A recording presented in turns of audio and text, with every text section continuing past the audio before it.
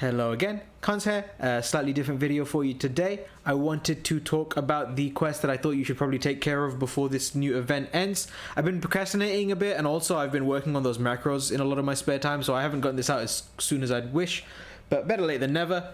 As you can see from my screen, these quests are all about to expire in a day or so time from the time of recording. So yeah, and if you're anything like me, you haven't really had much of a chance to play lately, so you probably missed out on some of these. So I'm gonna whittle it down to basically the 4 or 5 most important quests I think you should try and take care of before the event ends. I'm going to show them on this screen just as sort of TLDR beforehand and give a quick rundown. Flora frostbite is the first quest I would recommend. I wouldn't say farm this extensively. I would say do it enough to get your VIP tickets for your trade-in materials for things like the layered armors. I'm a little bit biased though because I really like the trade-in returns for the VIP gratitude tickets. If you're not interested in those, then maybe this one is less important. The second quest I would recommend, and these are not in any particular order by the way, would be SDF Silent Deadly Face. Again, expires in 22 hours. This one unlocks you the Assassin's Creed hood, the mantle that increases your movement speed. You have to do it probably once or twice to get the 2 feathers that you will require. The nice thing about this mantle is it's basically a sort of essential for optimizing any gathering run that you're going to do. So if you've seen that route that I put out recently for Steamworks, Fuel, or for any gathering quest in general, it's just really nice to have this mantle lying in the back. And I actually didn't have it until recently, which I really regretted. You don't use it much during regular hunting, but all of the additional stuff, it comes in really handy for. The third quest I'd like to recommend is Muscle Monkey Madness, Double Rajang. It's not a fun quest, so a lot of people have been putting this one off. I would only say do it once or twice, and I'll talk about the armor in a second. Again, this is just the rundown, but there's some really good armor you can make from these pieces, so I would definitely go for them if I were you. The next quest I would recommend is 50 Shades of White. This one got released fairly recently and unlocks the guild weapons. Again, I'll show you those in a second, but they're actually really powerful, generally speaking. Especially if you're on PC and don't have access to Safi Jiva yet, these weapons will be basically optimal until that comes out, depending on the weapon class. So yeah, beat yourself this quest a couple of times so you have the tickets to make what you need. And lastly, I would like to recommend a Shocking Climax. I know the quest does not look like fun at all. However, this is the quest that you'll need to beat to unlock the Unity tickets. And again, I'll talk about what those do in a second. But they're quite handy for upgrading some previous event weapons. For Flora frostbite, if you're just getting the VIP tickets for a trade-in, for like the layered armors and stuff, you'll need the full astral set, which you can get using the gratitude tickets. Hopefully, if you've been accepting your daily bonuses by now, you'll have more than enough to make them. As you can see, I have 1009, so I have 10 basically more than I had via, advanced farming methods. The 10 here would have been more than enough to make each of these pieces of armor, and then you can use that to farm the Flora frostbite quest. I have a bunch of videos on that quest. It's very easy, very quick gathering quest.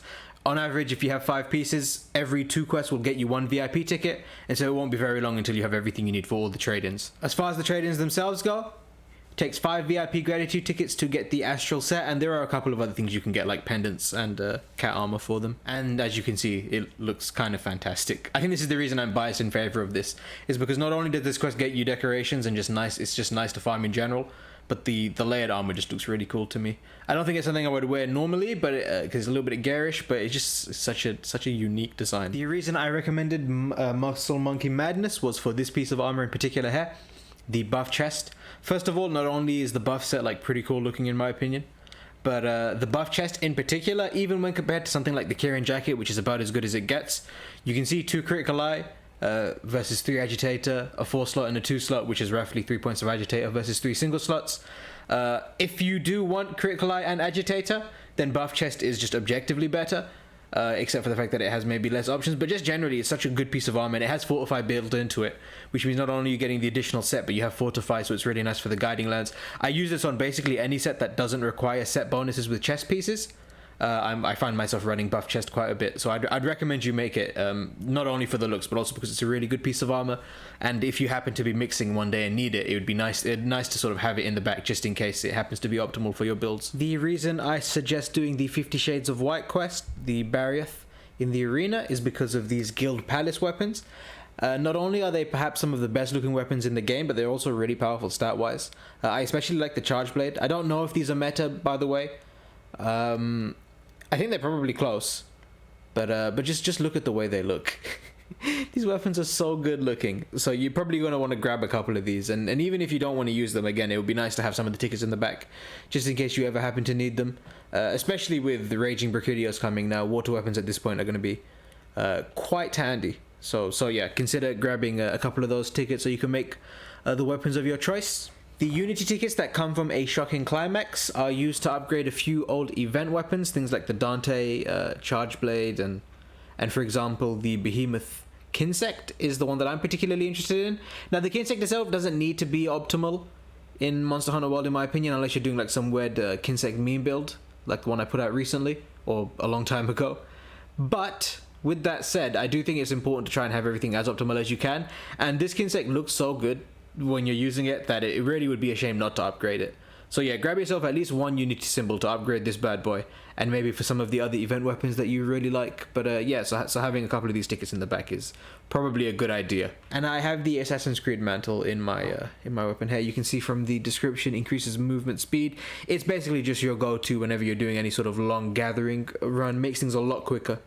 Really handy. When I was putting out my routes earlier for 50,000 Steamworks fuel an hour, I saw a lot of people complaining about the fact that they didn't have the Assassin's Creed mantle, and it literally allows you to add a whole nother area into your route. So grab the mantle. I think that's priority number one, is make sure you have the mantle just in case you ever happen to need it in the future. It's pretty nice just to have increased movement speed for a lot of purposes. So yeah, make sure you get this.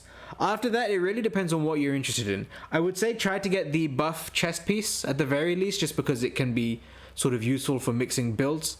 And after that, it depends again on what particular weapons and stuff you're interested in. If you have an old weapon that needs the Unity tickets to upgrade really badly, then obviously you're going to want to go for those. But if you're not, for example, if none of your weapons use it and you're not an Insect Glaive user and you don't have the Kinsect, then maybe that would be low on your priority list. Similarly, if none of the Guild Palace weapons interest you and maybe you're not particularly impressed by how they look, then I imagine that Barrier quest would be lower on your priority list.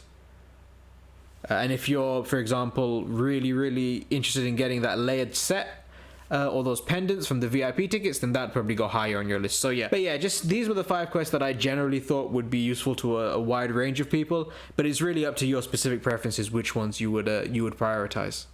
I hope you found the video cool. I'm sorry I put it out so late, and hope you have a good time grinding. Take it easy. Bye bye.